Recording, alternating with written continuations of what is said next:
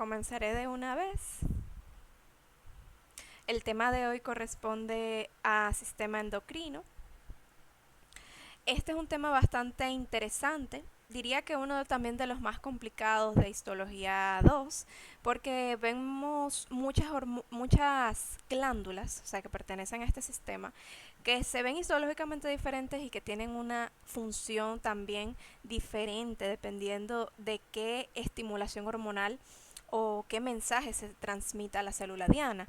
Entonces, en realidad, todo esto lo van a ver a más profundidad en la materia de endocrinología, realmente, y por supuesto también en fisiología lo van a ver de manera más detallada, pero el día de hoy pues vamos a tratar de enfocar y captar todos esos, al menos las cosas más importantes de cada una.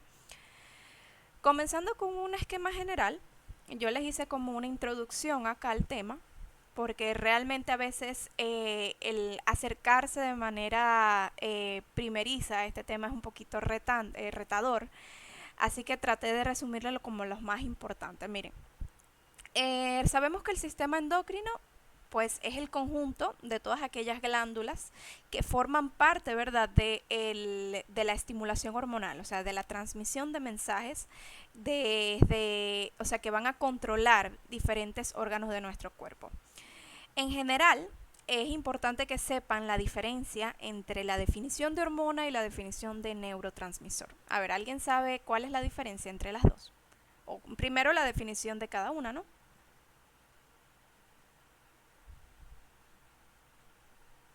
Mm, mm. Bueno, creo que parece que no saben, pero está bien, yo se los digo. Bueno, la hormona es una molécula biológica, o sea, tienen que saber eso, es un producto de secreción. Y al igual que el neurotransmisor, realmente los dos son moléculas biológicas de transmisión. La diferencia es el tiempo y la forma en que se transmiten estas moléculas. En el caso de las hormonas, son moléculas señalizadoras que van a actuar sobre una célula diana de manera para ejercer una función sobre la misma. Es como, por ejemplo, así como los humanos nos comunicamos unos con otros a través de lenguaje, ¿verdad? Y por ejemplo, si yo quiero que tú hagas algo, yo te lo digo, y te digo, vamos a decir, por ejemplo, Zairis, qué sé yo, deja de restregarte los ojos, por ejemplo. O ya ahí yo estoy mandando un mensaje y comunicándote entonces que dejes de hacer tal acción o la sigas haciendo. Así como los humanos podemos comunicarnos, también lo tienen las células. Las células, su manera de comunicarse es a través de esto, de las hormonas. Y por lo general, este sistema es controlado. Es decir, el cuerpo tiene, para mantener la homeostasis, va a comunicarse células con otras células para entonces continuar con la función de un órgano, disminuir la función de ese órgano, parar la función de ese órgano, entre otras cosas que veremos más adelante. En ese sentido, las dos son moléculas que van a mandar un mensaje. ¿En qué se diferencian? Bueno, que la hormona tiene una acción a largo plazo, es decir, yo te puedo comunicar algo y se va a controlar por un mecanismo de retroalimentación. Por ejemplo, yo te controlo a ti, vamos a poner la misma Sairis que le dije, y vamos a decir que Sairis lo deja de hacer, pero ella lo va a dejar de hacer hasta que le duelan los ojos, ¿verdad? O sea, como que si yo le digo, síguete restregando los ojos, bueno, poniendo ese ejemplo, Sairis, ya yo sé que tú no lo estás haciendo, pero simplemente para que ustedes entiendan, si yo le puedo decir, sigue haciéndolo, pero cuando ella ya no quiera hacerlo, porque sé yo, porque le duelen los ojos, porque le molesta, ella me va a comunicar, me va a decir, no, ya yo no lo voy a seguir haciendo, porque ya lo hice suficiente. Y esa es la diferencia, una de las principales diferencias entre hormona y neurotransmisor, que la hormona tiene un control de retroalimentación, de lo que conocemos como retroalimentación positiva o negativa, que seguramente se acuerdan de eso, ¿verdad? De su clase de fisiología. Que, por ejemplo, la retroalimentación negativa es la más común. ¿Por qué? Porque el cuerpo obviamente va a dejar de hacer algo cuando ya entiende que hizo suficiente. Entonces por eso se llama negativa, porque lo va a dejar de hacer. Positiva es cuando yo voy a estimular, ¿verdad?, esa función y en vez de disminuir la función o como ella lo va a aumentar, va a ir aumentando, como por ejemplo en el caso del parto, que para que salga el bebé, para que nazca el bebé, la mujer tiene que pujar y aunque le duela, tiene que seguir pujando para poder realizar el parto. Entonces es una estimulación positiva, una retroalimentación positiva. Voy a estimular la función, la contracción del músculo uterino.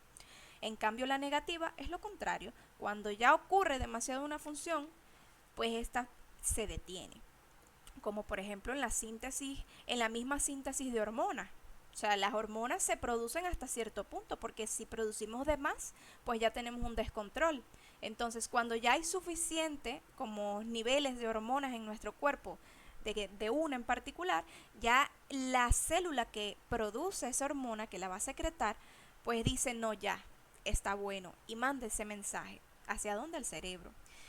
En ese sentido está ese control, que veremos que dependiendo del órgano siempre va a haber un eje, porque el órgano, spoiler, el órgano endocrino más importante, la glándula endocrina más importante, es la hipófisis y el hipotálamo.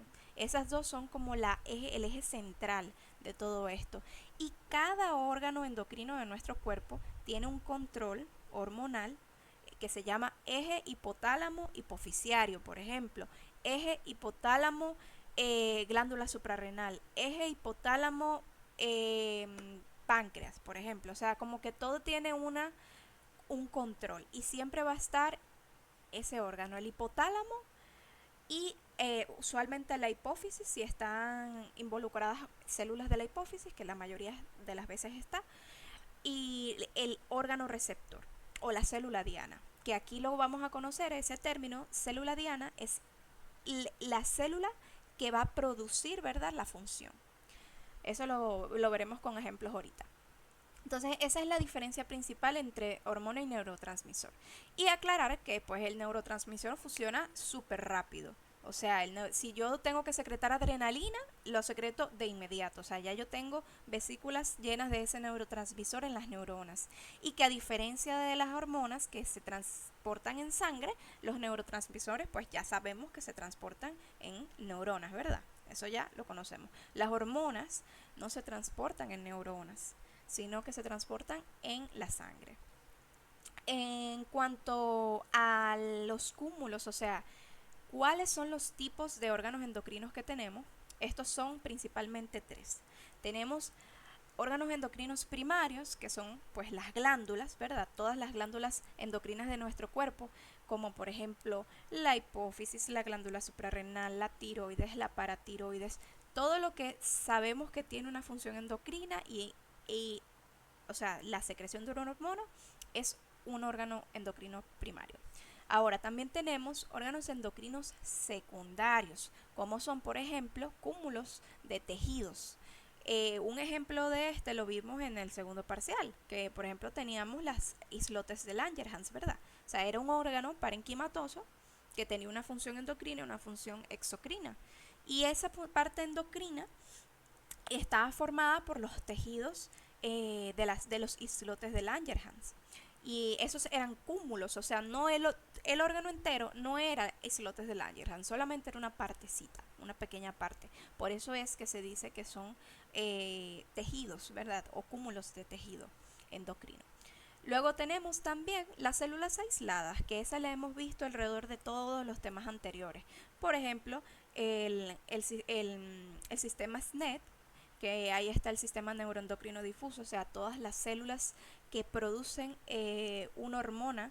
Por ejemplo, las células de Kulchinsky, que la vimos en la cavidad nasal, ¿verdad?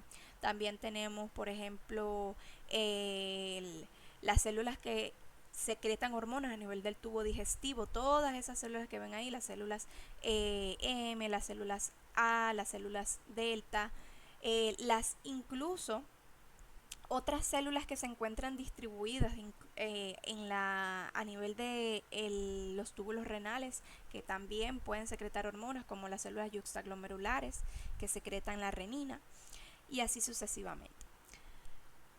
Entonces, también otra generalidad que tenemos es que las glándulas endocrinas son altamente vascularizadas, o sea, como su secreción la van a secretar, valga la redundancia, al torrente sanguíneo, pues estas van a tener, eh, ah, déjame ver quién está en sala de espera.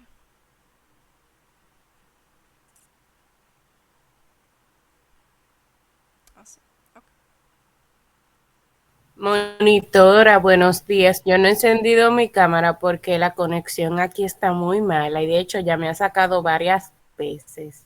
Está bien, ok. Bueno, entonces les decía que...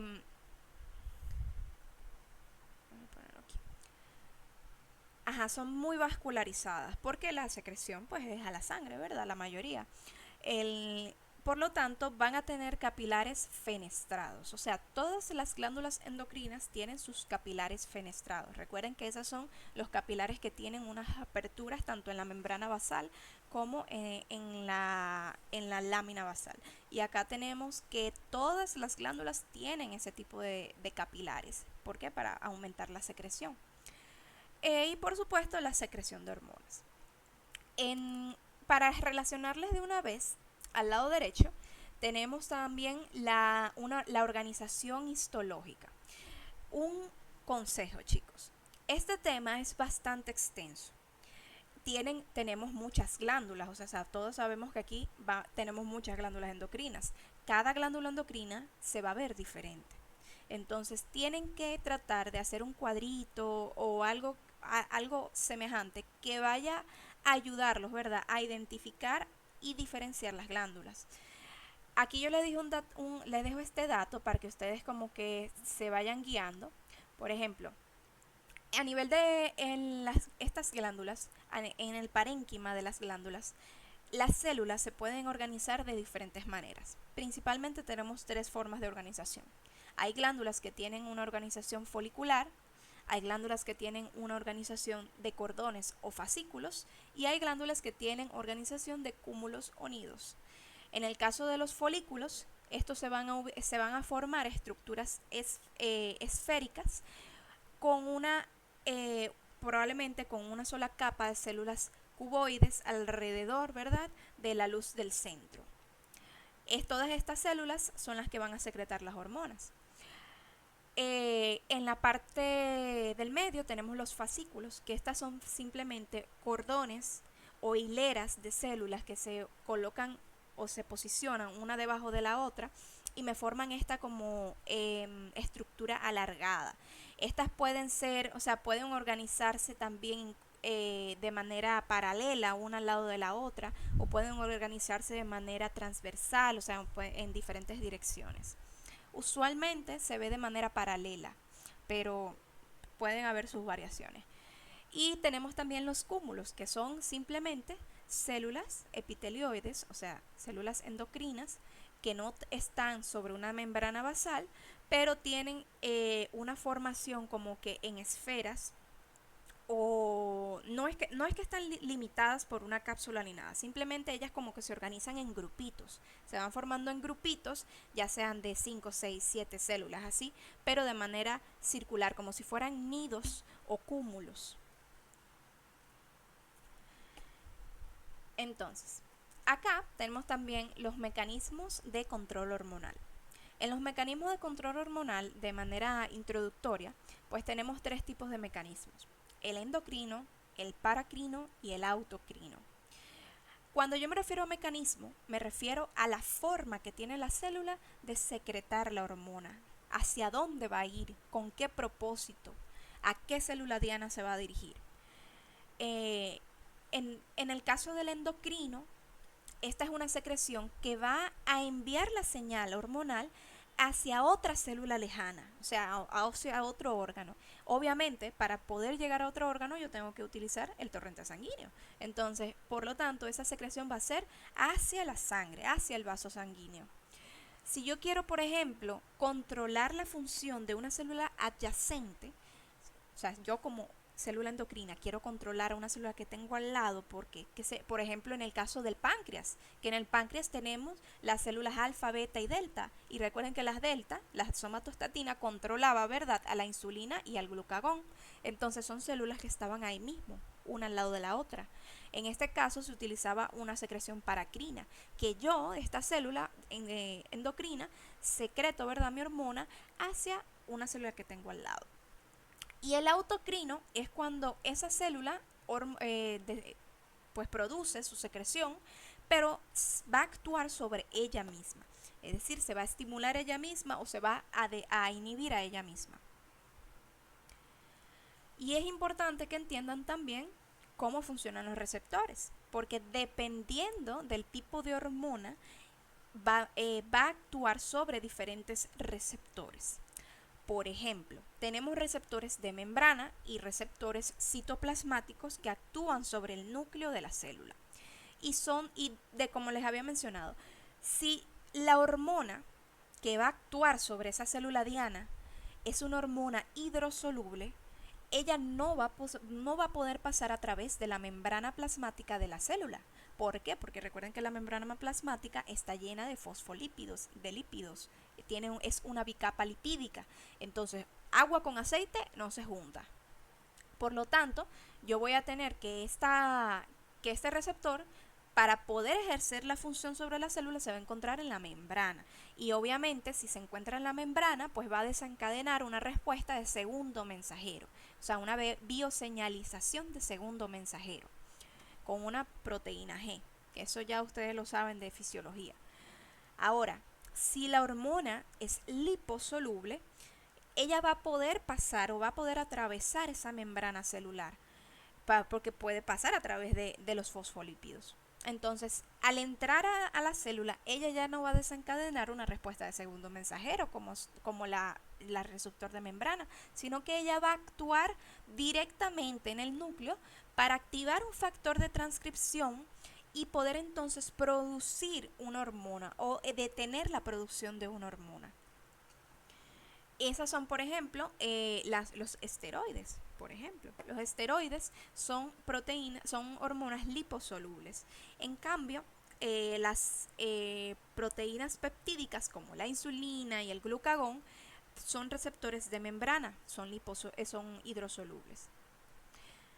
Entonces, embriológicamente, de manera súper resumida, nosotros tenemos que obviamente las tres capas germinativas, ectodermo, mesodermo y endodermo, van a surgir o van a emerger diferentes órganos endocrinos, o sea, las diferentes glándulas. En el caso del ectodermo, es a partir del sistema nervioso central, se van a producir tres glándulas diferentes. Tenemos entonces acá la glándula pineal, que va a ser parte del sistema nervioso central, la médula de la glándula suprarrenal y el lóbulo posterior de la hipófisis. Por lo tanto, por lógica, ¿verdad?, ya ustedes saben que esta parte o esas glándulas que están ahí, o las porciones de las glándulas, van a tener una secreción probablemente de catecolaminas, que se llaman neurohormonas. Eso es una combinación básicamente entre hormonas y neurotransmisores. Es como si se juntara. Es básicamente células nerviosas que transportan y transmiten señales hormonales. El mesodermo, a partir del mesodermo se va a formar la cresta urogenital.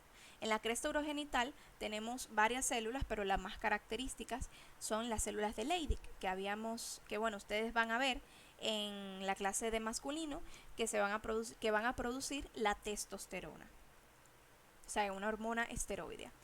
Tenemos también el endodermo, que es la parte más interna, ¿verdad?, de las tres capas germinativas, y va a formarse el tubo digestivo. Entonces, el tubo digestivo que viene del endodermo va a tener un tejido epitelial. A partir de ese tejido epitelial se crean vesículas, que incluso no lo puse ahí, pero ahí también entraría el páncreas, o sea, la porción endocrina del páncreas viene también del epitelio del tubo digestivo. O sea, básicamente se forma el tubo digestivo primordial, creo que se llama, primario, en el embrión, y de ese tubo digestivo se forman como unas bolsas que se van como emergiendo. Ahí se forma el hígado, el páncreas, y también se forma el lóbulo anterior de la hipófisis a través de la bolsa de Renke, que es la parte anterior del tubo digestivo de este lado, y también la tiroides y paratiroides. Y pues las células del sistema neuroendocrino difuso que ya las mencionamos anteriormente. Dime, Gabriel. Yo tengo una pregunta porque hay algo como se llama neuroectodermo. Yo no sé si eso existe realmente, que ahí nace la neuroendipófisis. ¿Eso existe, el neuroectodermo? Sí, ese es el sistema, o sea, el ectodermo que viene del sistema nervioso. Ah, Por eso se llama neuroectodermo. y ahí Eh, nace la neurohipófisis, ¿verdad? sí, ahí está que el lóbulo posterior de la hipófisis se llama neurohipófisis. Sí, no, lo tuve que poner ahí, pero es lo mismo. Lóbulo posterior de la hipófisis es lo mismo que neurohipófisis. Entonces, yo sé que voy un poquito rápido, pero es porque empezamos un poquito tarde. Igualmente, como yo les voy a grabar la clase, pueden volver a ver esta parte si no entendieron algo. Bien.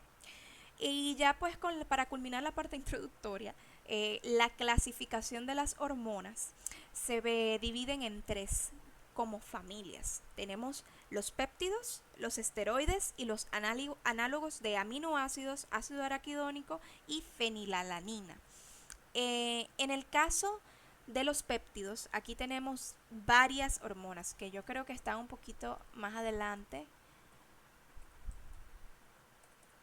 Aquí, miren, tenemos la insulina, el glucagón, la hormona del crecimiento, la hormona adrenocorticotrópica, la folículo estimulante, la luteinizante, ADH, o sea, todas estas son péptidos. La mayoría de las hormonas que tenemos en nuestro cuerpo son péptidos y son hormonas hidrosolubles, por lo tanto van a ejercer, o sea, van a actuar sobre receptores de membrana.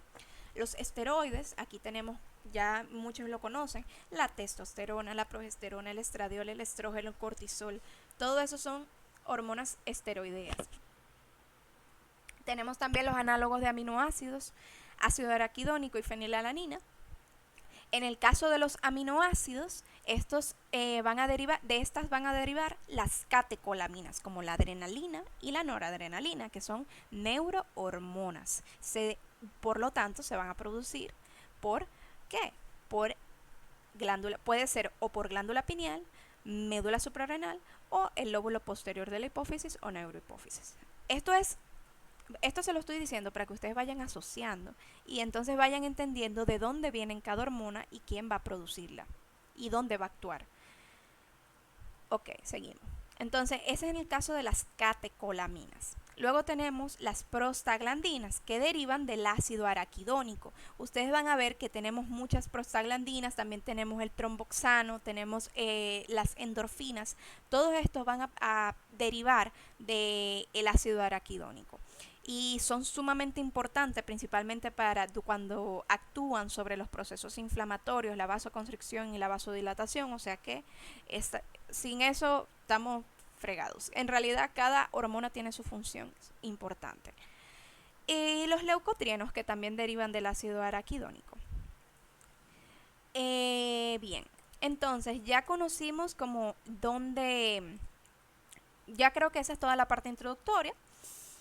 Recuerden, embriología, clasificación de las hormonas, organización histológica, mecanismos de control hormonal y pues cómo identificar, o sea, ustedes van asociando los receptores con el tipo de hormonas, si son liposolubles, si son hidrosolubles y de dónde derivan.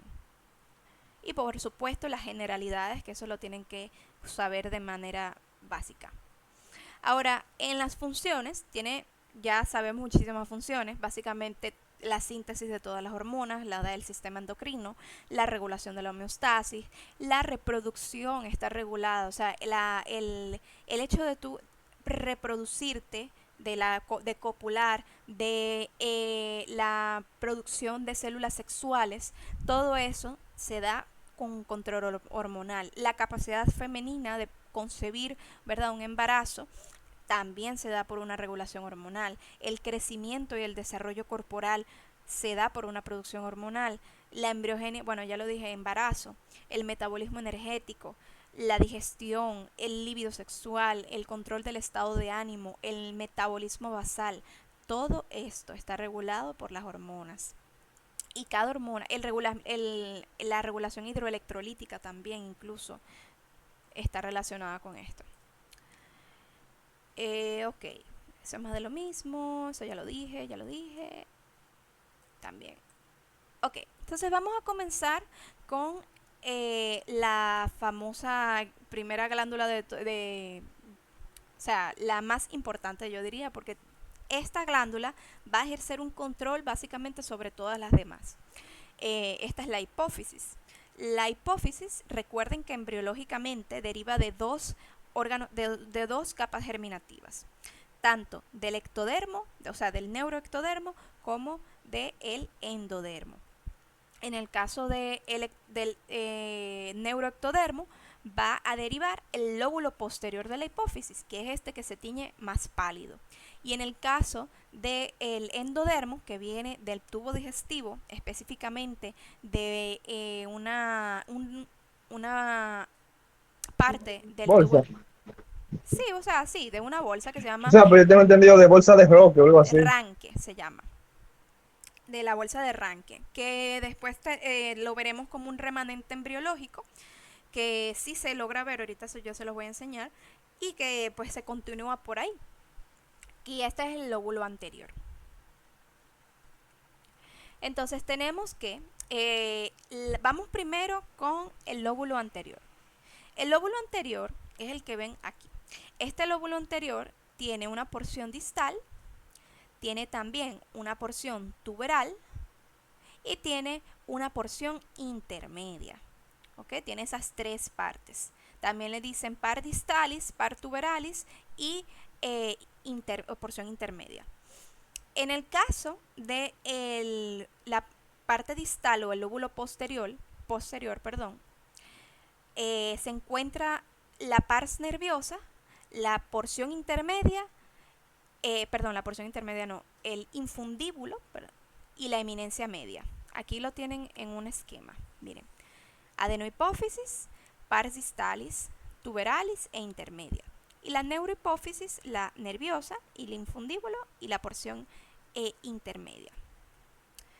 Entonces tengan en cuenta esto para la parte anatómica y recordar que la neurohipófisis, que es esta, el lóbulo posterior de la hipófisis, se comunica con el hipotálamo. O sea, va a tener una comunicación directa con esa porción. Recordar también que la hipófisis anatómicamente se encuentra dentro, ¿verdad?, de la fosa media de la base del cráneo, específicamente en la silla turca. Ella se encuentra aquí. Tiene relación, por ejemplo, con los nervios ópticos, con el quiasma óptico en su parte posterior, y se encuentra básicamente como sentadita o posada sobre esa depresión que se encuentra en el medio de la fosa media de la base del cráneo. Dime, Gabriel. Yo tengo entendido que el núcleo supraóptico, él libera como vasopresina, ¿verdad? Y en esa unión de la neurohipófisis y el hipotálamo, hay la enfermedad de la diabetes como que bloquea esa comunicación. Entonces, es una correlación clínica. ¿Eso tiene solución o cómo se trata ese tratamiento?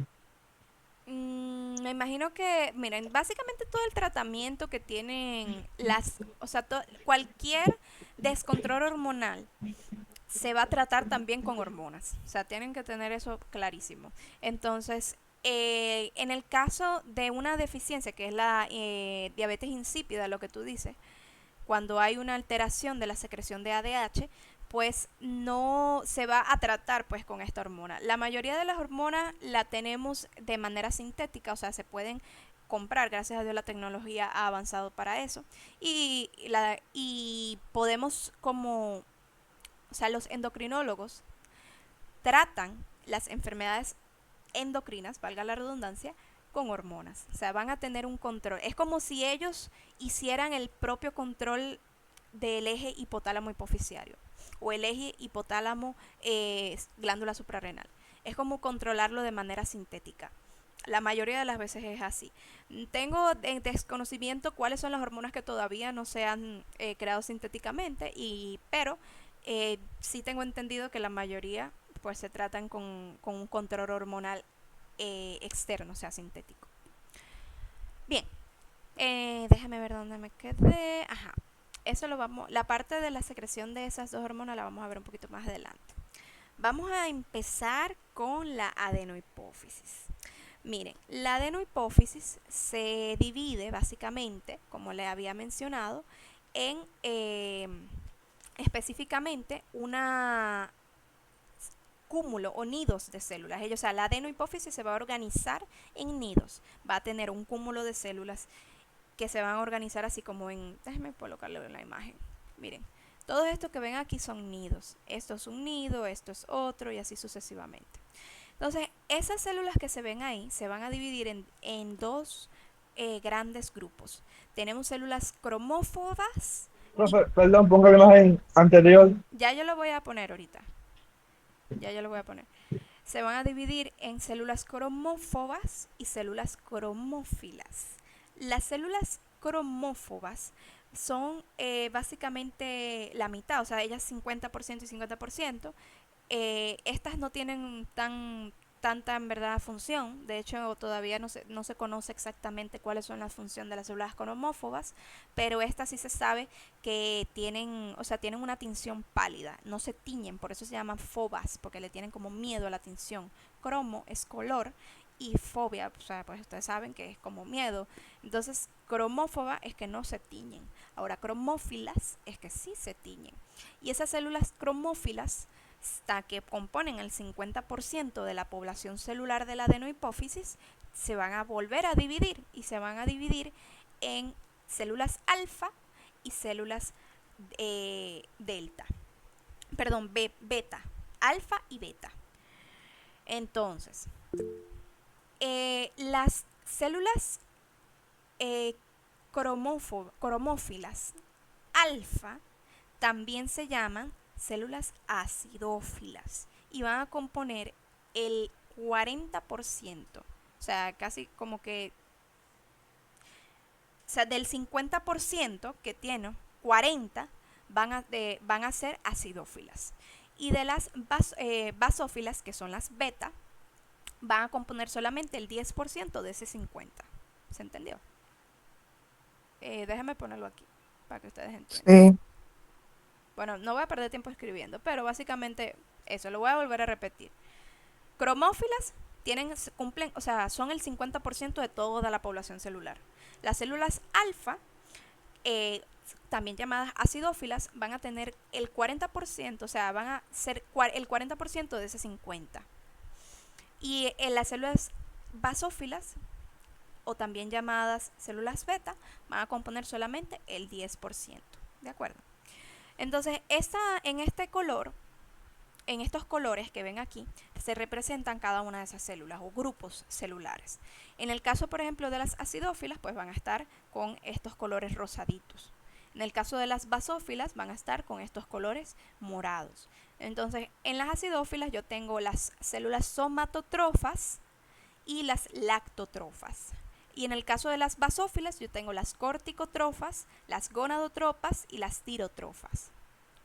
Y también tenemos las células folículo estrelladas que van a estar como, o sea, no son parte de los nidos, tampoco tienen una función hormonal directa, simplemente que como son parte de la población celular de la porción intermedia de la adenohipófisis. Y donde están también unos remanentes del folículo de Renke. De la bolsa de Renke, que se llaman folículos de Renke. Miren, yo les hice también acá una tabla que se lo tienen que mirar así. Se la tienen que poner debajo de la almohada para que les la memoricen cuando duerman.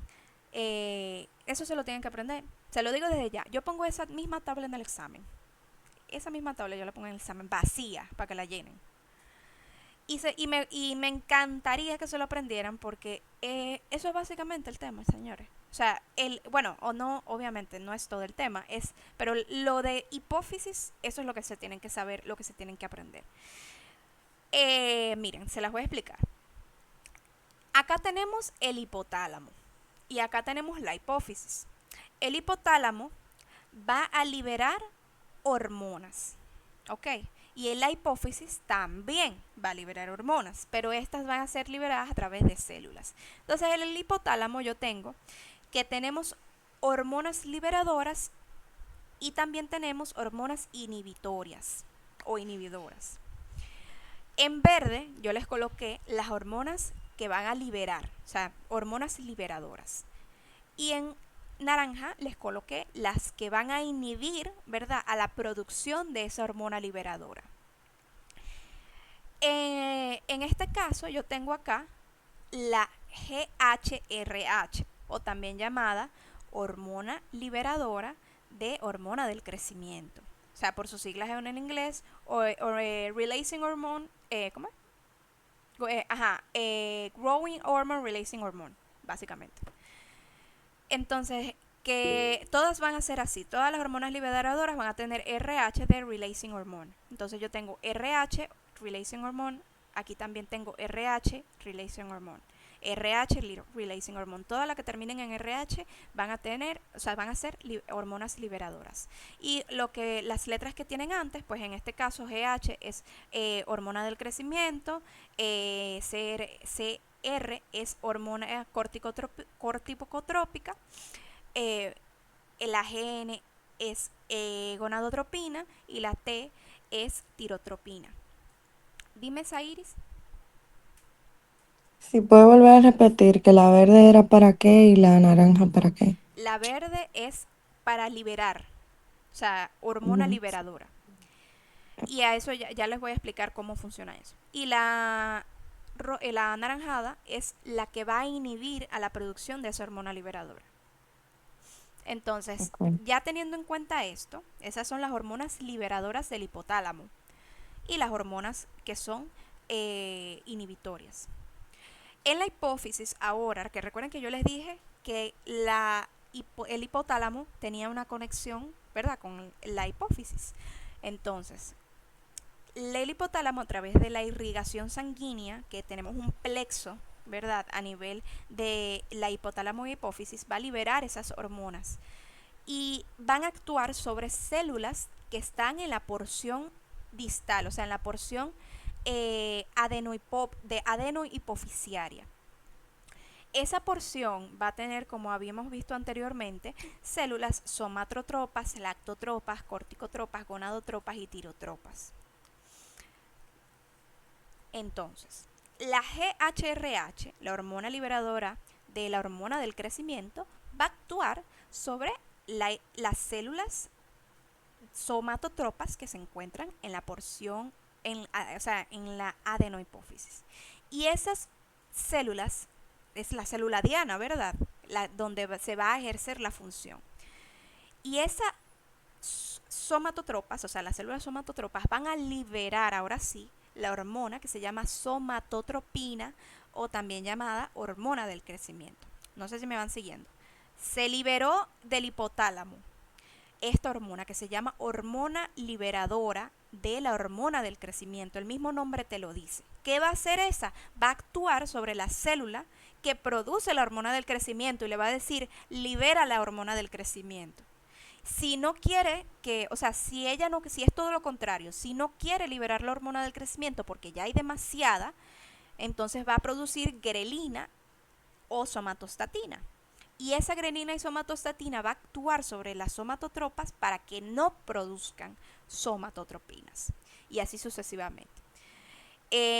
La función de la hormona del crecimiento básicamente es, como ya sabemos, el crecimiento tanto principalmente osteomuscular y de los tejidos. Esto no lo va a hacer de manera directa, o sea, la hormona del crecimiento no es que vaya al hueso y le va a decir crece, no, sino que ella va a actuar sobre sobre el hígado principalmente. Va a llegar primero al hígado. Y en el hígado, entonces, el hígado va a producir una hormona que se llama factor insulínico del tipo 1. Y ese factor insulínico tipo 1 es el que va a actuar sobre el hueso. Y va a estimular el crecimiento del disco metafisiario. Y ese disco metafisiario es el que va a producir el alargamiento óseo. O sea, si es un hueso largo, por ejemplo, el hueso va a crecer, va a aumentar su longitud. y así sucesivamente con todos los huesos del cuerpo que pues se comunican también con la parte muscular que va a aumentar no de tamaño, sino que va a producir más cantidad de células musculares para aumentar el tamaño del músculo. Y así es que nosotros crecemos, los seres humanos. Ok, eso es cuanto a la hormona del crecimiento. Luego vamos con la hormona liberadora de tirotropina y también el péptido inhibidor vasoactivo. Entonces, estas van a actuar sobre las células lactotrofas de la adenohipófisis. Esas células lactotrofas entonces van a producir la prolactina. Y la prolactina, pues su función principal es la producción de leche. Y ojo aquí, producción de leche, no es secreción de leche. Ok, son cosas diferentes. O sea, no es excreción, no es que la mamá va a amamantar. Eso es la función de otra hormona para que se produzca la excreción de la leche. La producción de la leche es que yo voy a formar la leche y la voy a mantener dentro de la glándula mamaria. Entonces la producción de leche va a ser estimulada por la prolactina.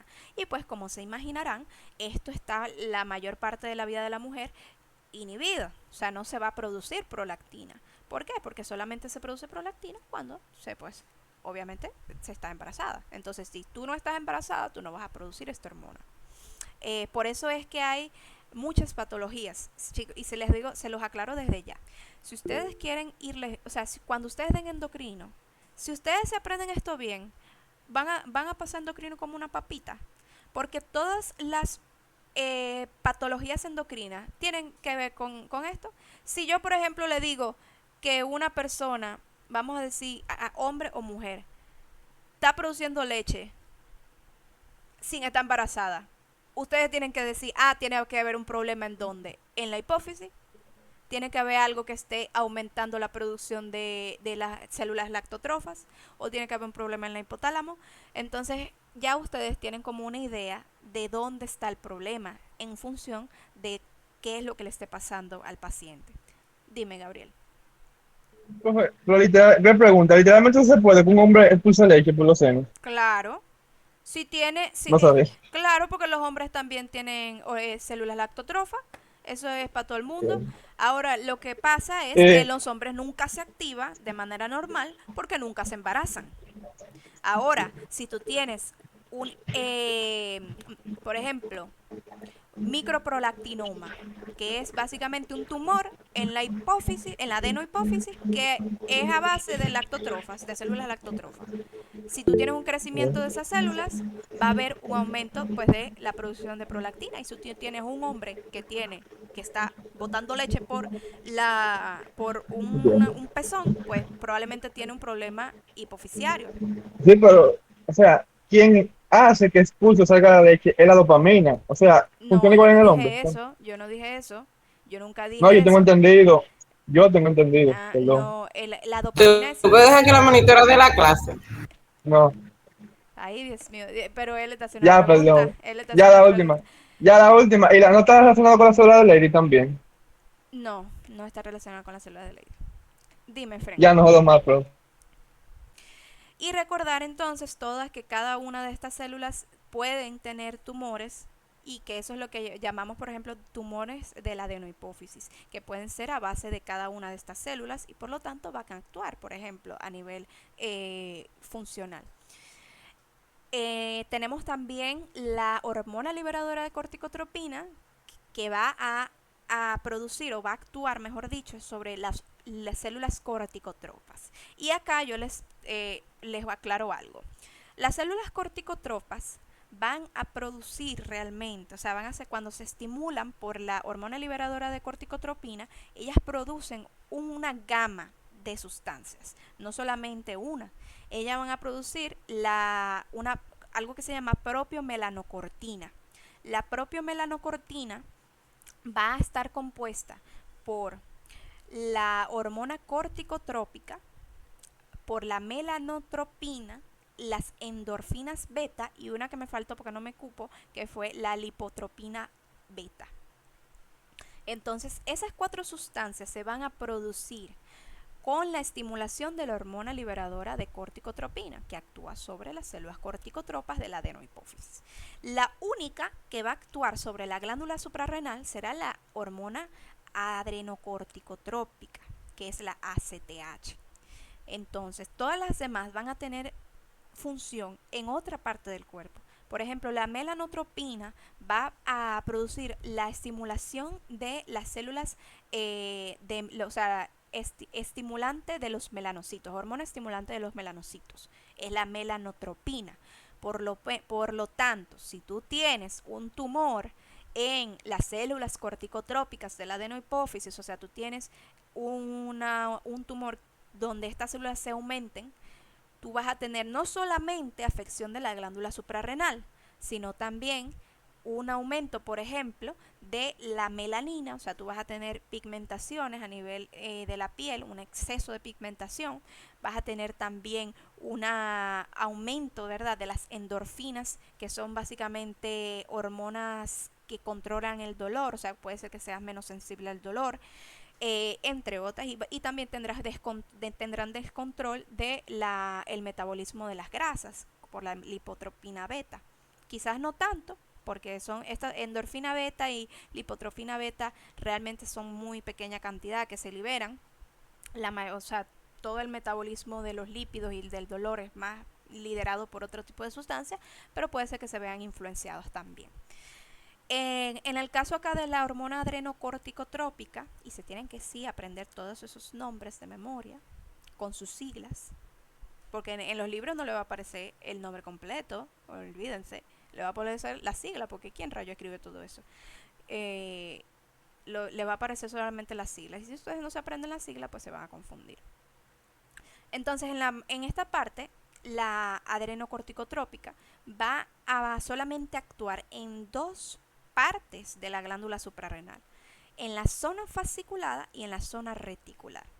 La zona glomerular, que es la última parte de la corteza suprarrenal, ahí actúan otras hormonas. ¿Okay? Entonces, en este caso, la fasciculada y la reticular, la zona fasciculada y reticular es controlada por la hormona corticotrópica. Entonces, que continuamos aquí y sí, seguimos, nos quedan dos todavía. Tenemos la hormona liberadora de gonadotropina, que es liberada por la hipotálamo. Va a actuar sobre las células gonadotrofas. Las células gonadotropas o trofas van a actuar, o más bien, van a liberar dos hormonas. Estas son la hormona luteinizante y la FSH, hormona folículo estimulante. Estas tendrán pues función tanto en el sexo masculino y en el sexo femenino y van a actuar dependiendo del sexo en células diferentes. En el caso del hombre, estas van a actuar, la LH va a actuar sobre las células de Leydig para la producción de testosterona. En el caso de la mujer, va a actuar sobre las células de la granulosa para la producción de estrógenos, que es la hormona femenina, ¿verdad? La testosterona en las células de Leydig, estrógeno en las células de la granulosa, y que van a ser controladas entonces por la LH. La FSH va, así mismo como su nombre lo dice, rechequen el nombre, mira, hormona folículo estimulante. Entonces, ella en las mujeres va a actuar sobre los folículos ováricos. ¿Para qué? Para estimularlos. Es decir, van a aumentar su crecimiento. Veremos cuando veamos femenino que los folículos ováricos tienen muchas fases. Ahí es donde se encuentra el óvulo, o sea, el futuro óvulo de la mujer. Entonces, esos folículos son básicamente como incubadoras. Imagínense incubadora. Entonces, los folículos van a incubar, por decirlo así, un ejemplo, ese óvulo y van a irlo madurando, como si fuera un huevito. Entonces, los folículos ováricos obviamente tienen que ser estimulados para que puedan madurar, porque si no, nunca van a madurar. Y ahí hay otra razón también por la cual no ocurre, por ejemplo, la infertilidad femenina, y quizás es por una deficiencia de FSH. Si no se está estimulando el folículo ovárico, pues no se va a liberar nunca un óvulo. Y pues en el caso del hombre, pues va a estimular la formación de las células de Sertoli, que las células de Sertoli veremos pronto que estas van a formar diferentes hormonas y funciones, principalmente para el desarrollo de los caracteres sexuales masculinos y también la producción de espermatozoides. Y ya por último, la hormona TRH. La TRH, o también llamada, o sea, su nombre per se, hormona liberadora de tirotropina, inhibida, por cierto, por la somatostatina, va a actuar sobre las células tirotropas de la adenohipófisis. Estas células tirotropas, entonces, cuando son estimuladas, van a liberar una hormona que se llama hormona estimulante de la tiroides.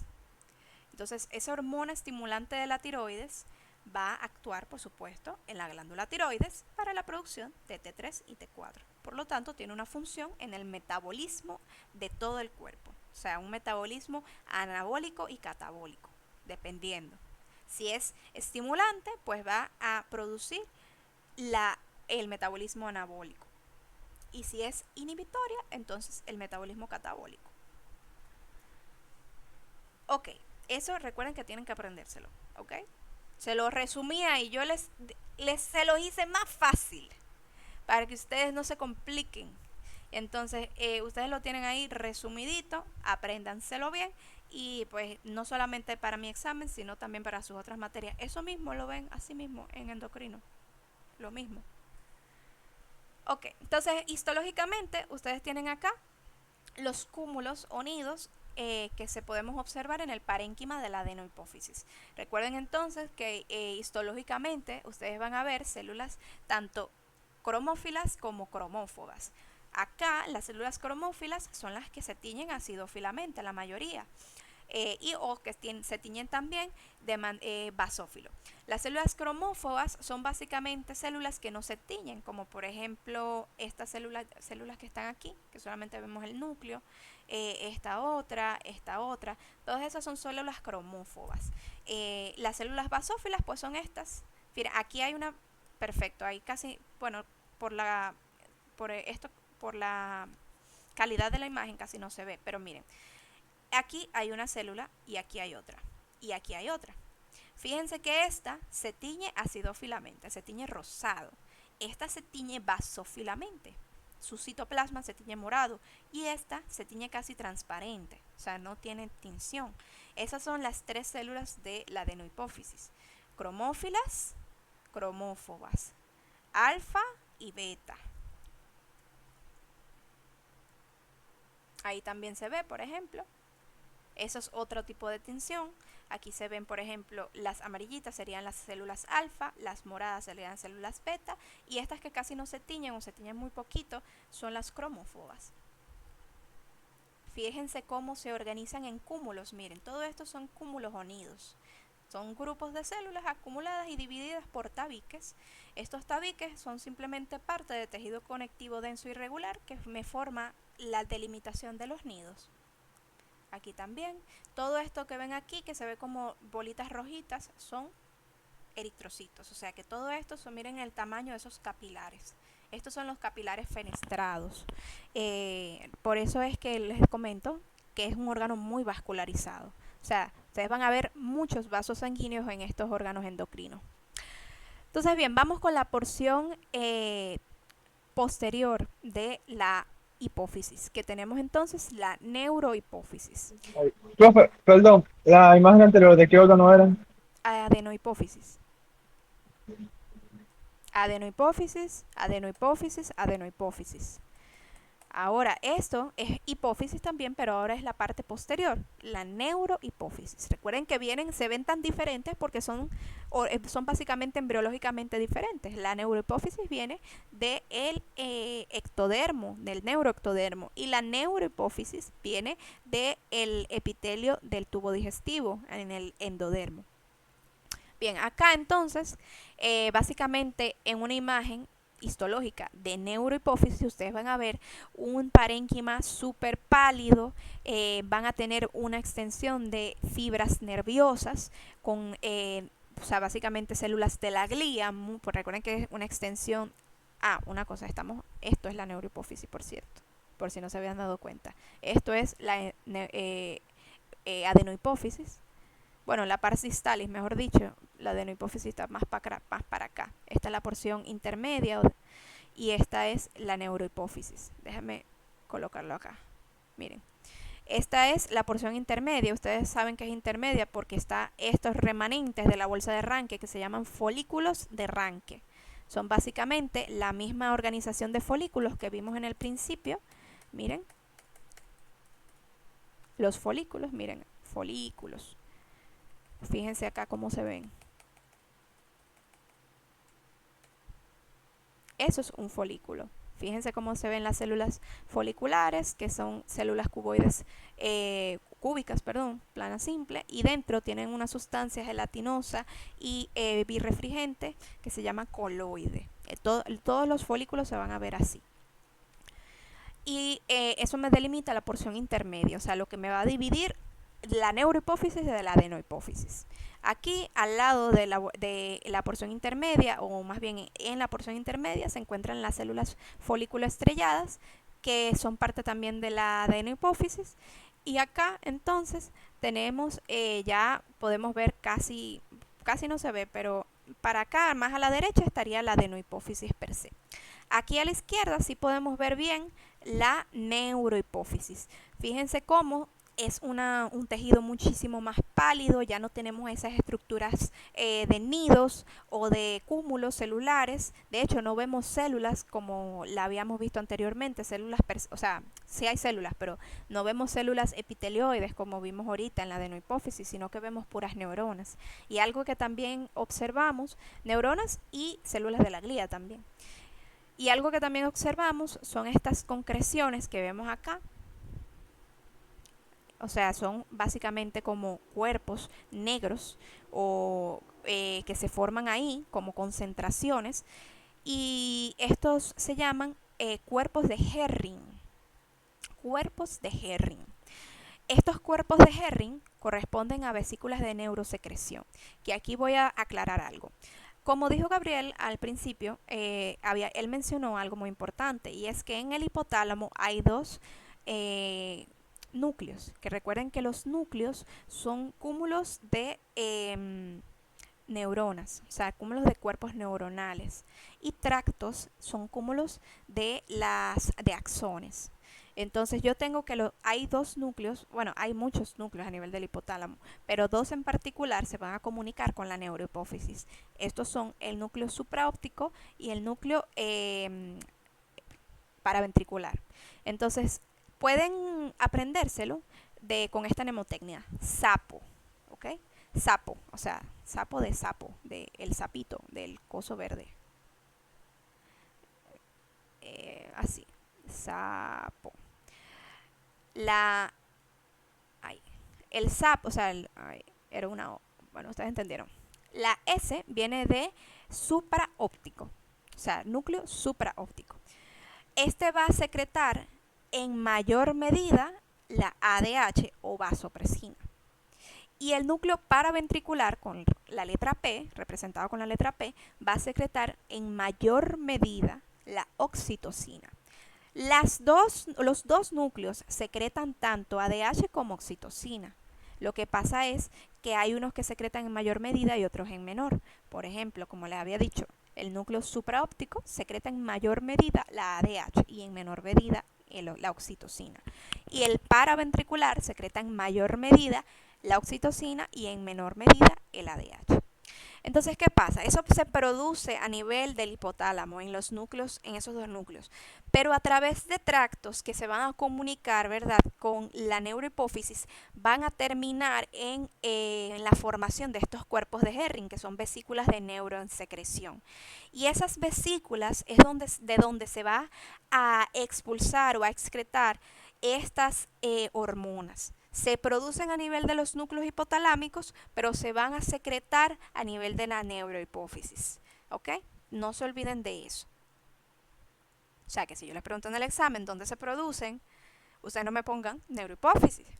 Se producen en el hipotálamo. ¿Ok? Bien.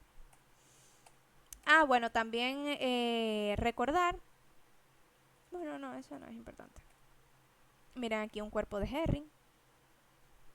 Esas son estructuras, las negritas, recuerden que son las vesículas de neurosecreción que producen ADH y oxitocina. Entonces vamos a hablar rapidito de la glándula pineal. Miren, dime Isabel. ¿Puede por favor repetir el nombre? No me quedó bien claro de los núcleos, de los folículos, de lo que era negro. Cuerpo de Herring, se escribe así. Bueno, gracias. Herring se escribe con doble R. O sea, G,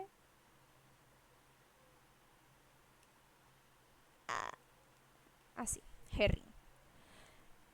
Ok, entonces tenemos acá la glándula pineal. Miren, la glándula pineal también pertenece al sistema nervioso, o sea, embriológicamente deriva de ahí.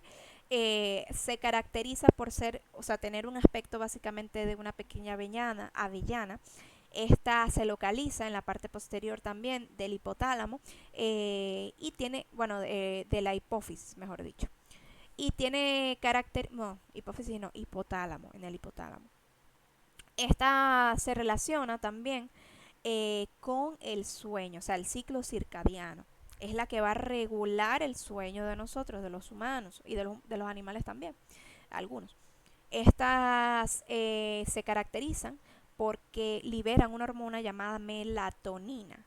La melatonina entonces reacciona ante tiene una conexión con el sistema fotosensible, ¿verdad? Del globo ocular, cuando irradia la luz que nuestras células de la retina detectan esos haces luminosos, pues van a activar la liberación de la melatonina y la melatonina entonces inducirá el sueño.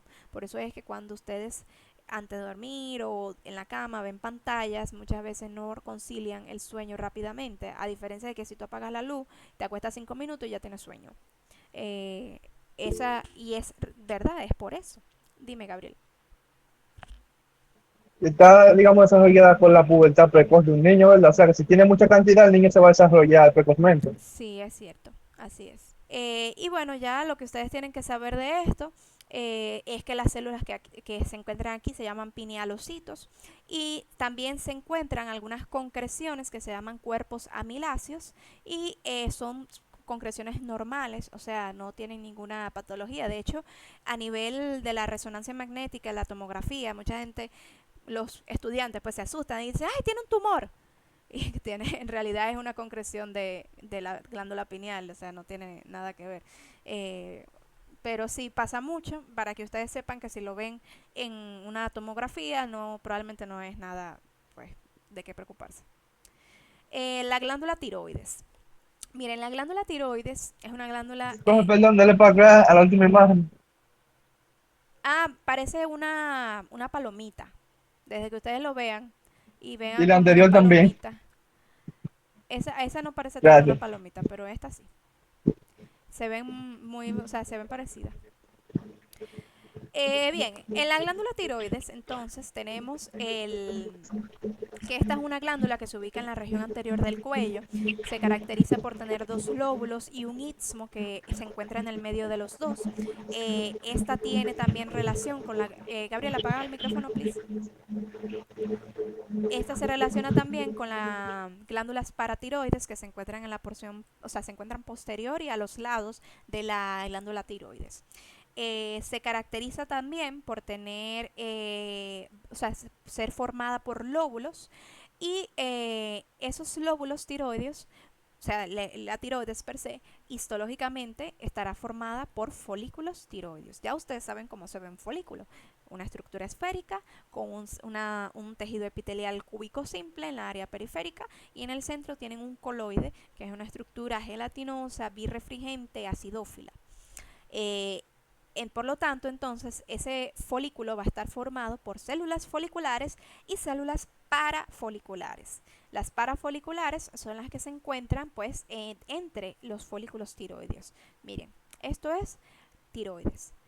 Esto es tiroides. Fíjense cómo se forman estas estructuras esféricas con células, un tejido epitelial cúbico simple y en el centro bueno, en este caso no es birrefringente, pero en este sí, por ejemplo, que se ve como rosadito.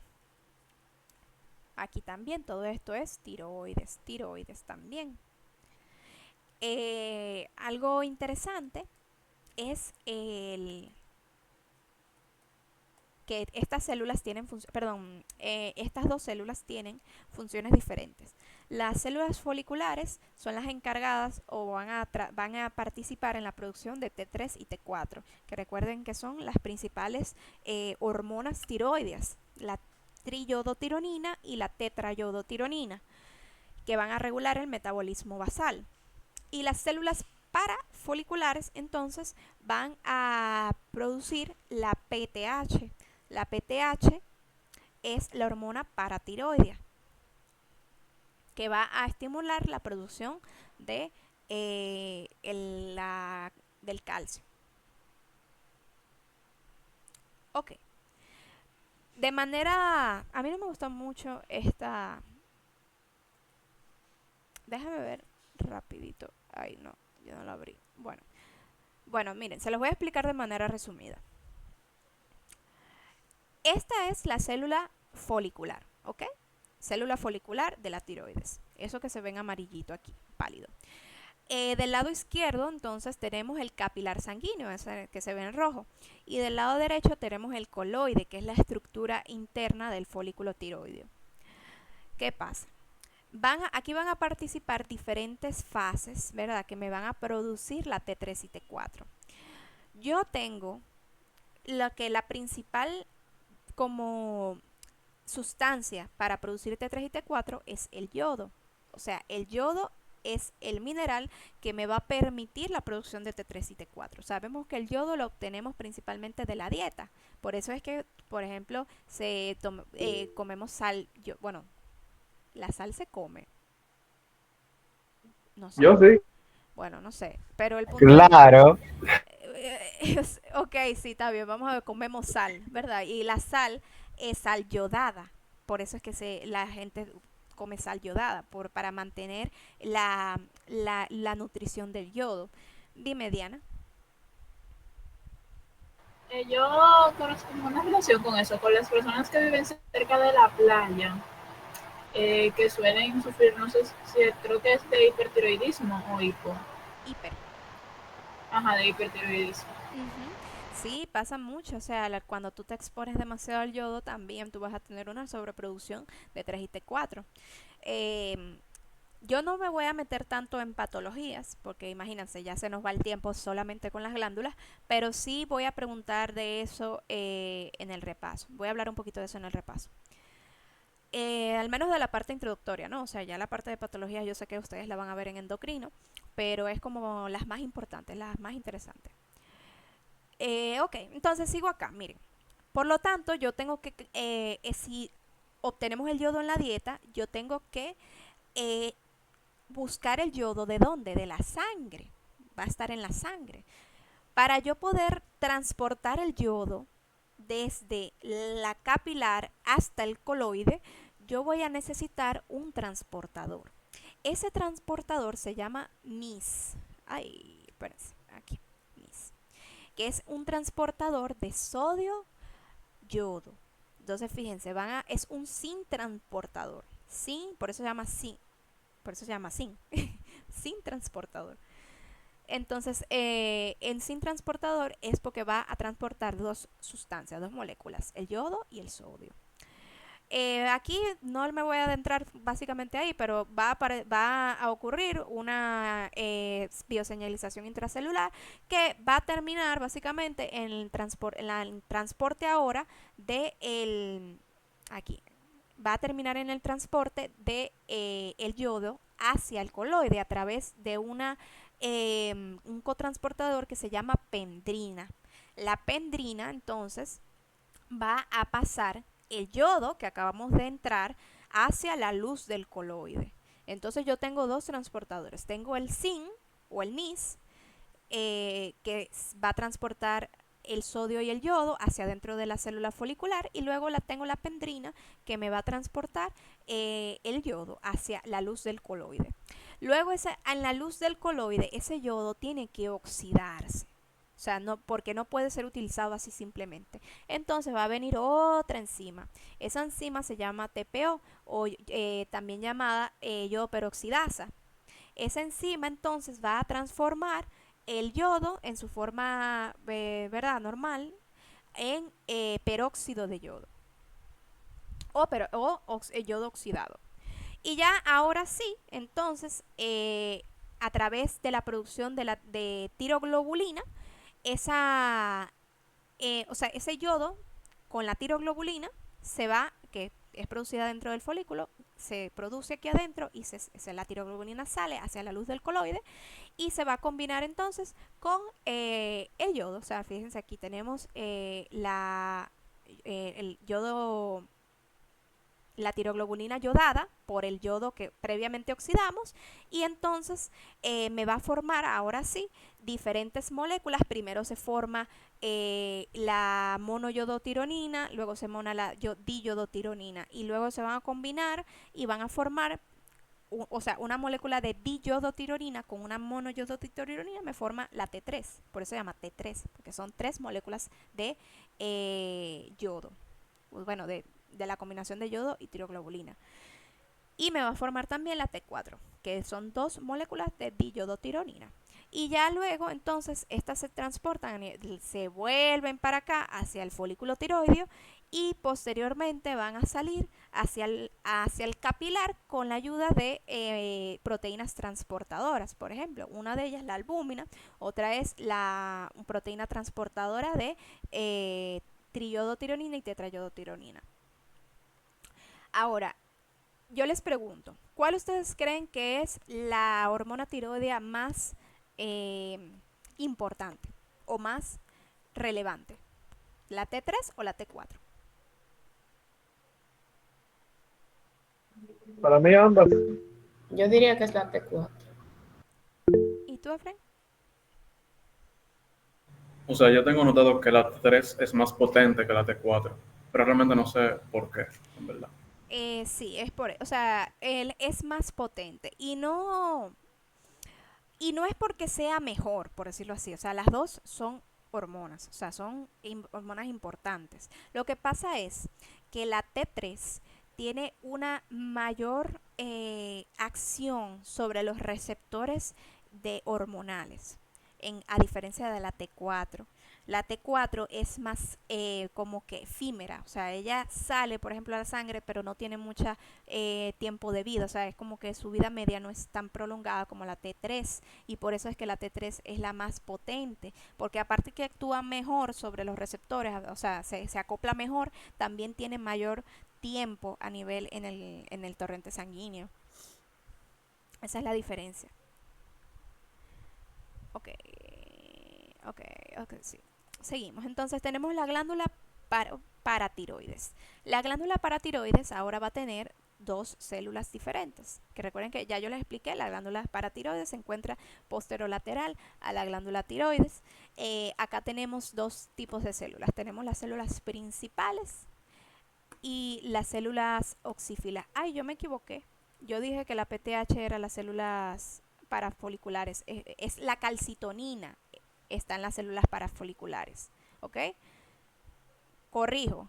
Células foliculares van a producir a nivel de todo lo que he explicado hasta ahora, la T3 y la T4. Las células parafoliculares entonces van a producir la calcitonina, que la calcitonina es el antagonista de la PTH. Ahora sí, células parafoliculares van a producir la calcitonina y van a antagonizar a la PTH, es decir, en vez de aumentar el calcio en sangre, ellos lo van a disminuir, ¿ok? Ahora sí, en la paratiroides, ustedes van a tener que está la hormona paratiroidea, que es la PTH. Esta es producida por las células principales. Acá tenemos que las células principales se van a ver como células pálidas. Por ejemplo, vamos a ver una que tenga un cúmulo más. Casi no se ven mucho los cúmulos. Pero bueno, yo les voy a buscar otra imagen donde se vea mejor realmente, porque aquí casi no se entiende. Pero fíjense cómo hay unas células que se ven como más oscuritas y otras que se ven más pálidas. Por ejemplo, estas se ven como más rosaditas y estas se ven como más pálidas. Las células parafoliculares, células principales, van a verse más pálidas, o sea, se van a teñir menos. Y las células oxífilas se van a ver mucho más intensas, o sea, teñidas intensamente.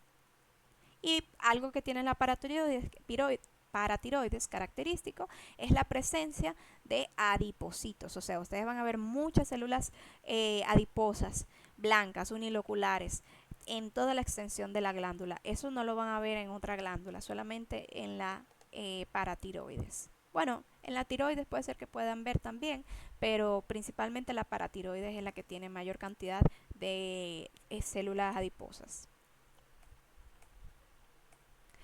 Ok, vamos con por último, la glándula suprarrenal. Miren, la glándula suprarrenal anatómicamente sabemos que se encuentra en el borde apical el polo, perdón, apical del riñón.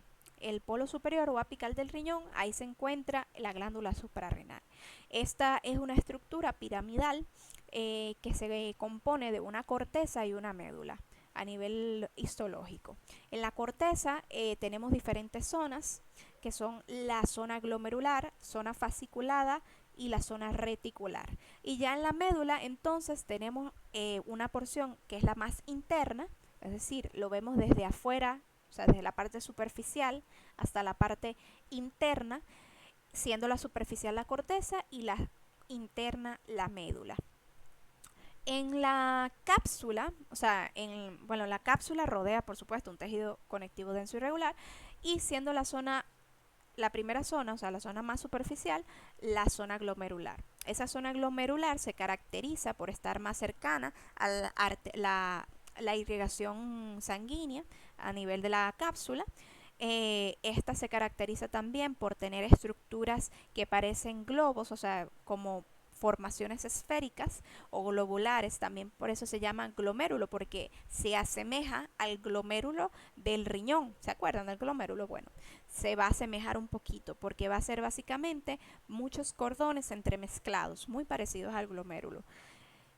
Cordones celulares, ¿no? Al glomérulo, recuerden que son vasos sanguíneos, aquí son células. Entonces, esa zona glomerular del riñón va a estar formada por células que liberan mineralocorticoides, o sea, hormonas mineralocorticoides. Estas hormonas mineralocorticoides principalmente son la aldosterona. O sea, la aldosterona es la principal hormona mineralocorticoide. Recuerden que la aldosterona ya habíamos visto que esta actúa a nivel de las células claras o células principales del túbulo colector, ¿de acuerdo? Entonces van a participar en la regulación de la presión arterial y por las sustancias que se activan aquí, o sea, los mecanismos. Luego tenemos la zona fasciculada. En la zona fasciculada va a haber una producción principalmente de glucocorticoides. También se van a producir gonadocorticoides, pero principalmente va a haber glucocorticoides. Los glucocorticoides son cortisol y corticosterona. Son esteroides que van a participar entonces en la regulación del metabolismo energético. En la parte de la zona reticular, principalmente vamos a producir gonadocorticoides. Los gonadocorticoides son la dihidrotestosterona y la dihidroandrostenediona. Esas son las dos, bueno, y también tenemos la androstenediona solamente. No, mentira. Dihidrotestosterona, no, se llama, puede ser la dihidrotestosterona, pero no se produce directamente aquí. Son dihidroandrostenediona y dihidroandrostenediona sulfatada, o sea, pueden ser dos. Las dos tienen básicamente la misma función. Y la androstenediona, que es básicamente otra forma de corticosteroide, de esteroide o de gonadrocorticoide.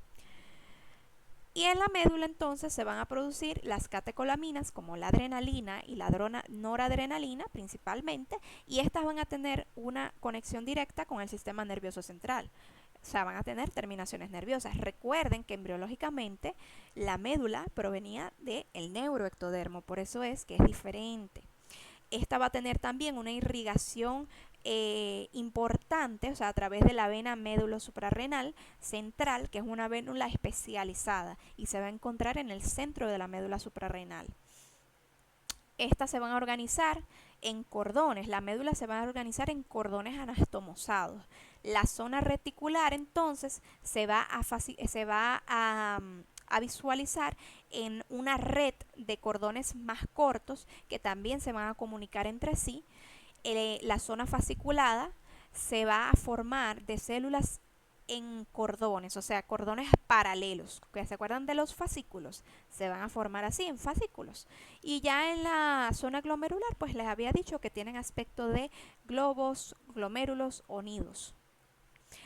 Una mnemotecnia, para que ustedes se acuerden de las funciones de cada zona, tenemos que la zona glomerular está relacionada con el metabolismo, ¿verdad?, de la sal, porque hablamos de sodio, ¿verdad? Recordemos la función de la aldosterona. Entonces, siempre recuerden sal en la zona glomerular.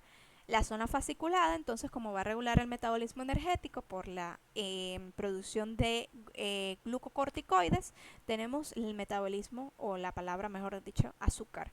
Y ya entonces en la zona reticular, como está en relación con las gonodocorticoides, va a estar relacionado pues con el sexo, pues, eso lo sabemos. Por lo tanto, sal, azúcar y sexo. Ese es el orden de las funciones de cada zona de la glándula suprarrenal. Esto es una imagen histológica de cómo se ve en la parte superficial, o sea, desde la corteza y la médula. Miren lo grande que son esos vasos sanguíneos, o sea, todos esos son venas que se encuentran a nivel central. Fíjense acá, vamos a ver si hay una que se vea un poquito mejor. Bueno, aquí se ve más o menos. Esta me gusta. Miren, esta aquí la estamos viendo un poquito de lado, pero básicamente esta es la parte superficial, la más externo, la parte media y ya la parte interna, y esta es la médula. Entonces yo tengo que desde lo más superficial se pueden observar, ya que alguien quiere entrar, se pueden observar, eso es de esta sección, bueno, las partes glomerulares, o sea, los glomérulos del riñón, perdón, ay Dios mío, de la zona glomerular, el cúmulo de células que se asemejan al glomérulo de la glándula suprarrenal. Luego tenemos entonces esta parte que se ve más pálida. Fíjense cómo empieza a adquirir como una orientación un poquito más paralela, o sea, las células se empiezan como a orientar de manera en cordones, y tenemos que acá se observa la zona fasciculada. La zona fasciculada está formada por estas células que también se le llaman espongiocitos. Los espongiocitos se llaman así porque tienen muchas inclusiones lipídicas, que son gotitas de lípido y que le dan la apariencia como si fueran una esponja, como muchos puntitos blancos. Entonces esos puntitos le dan esa apariencia, por eso se llaman así. Y luego entonces tenemos la zona reticular, que está formada por cordones más cortos, ya no son alargados como de la zona fasciculada y ya no van a tener tantas inclusiones lipídicas.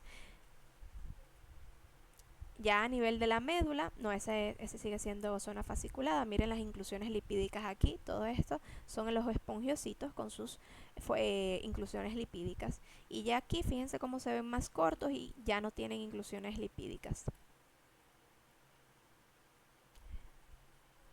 Ok, pues ya chicos, eso sería todo. Voy a terminar de grabar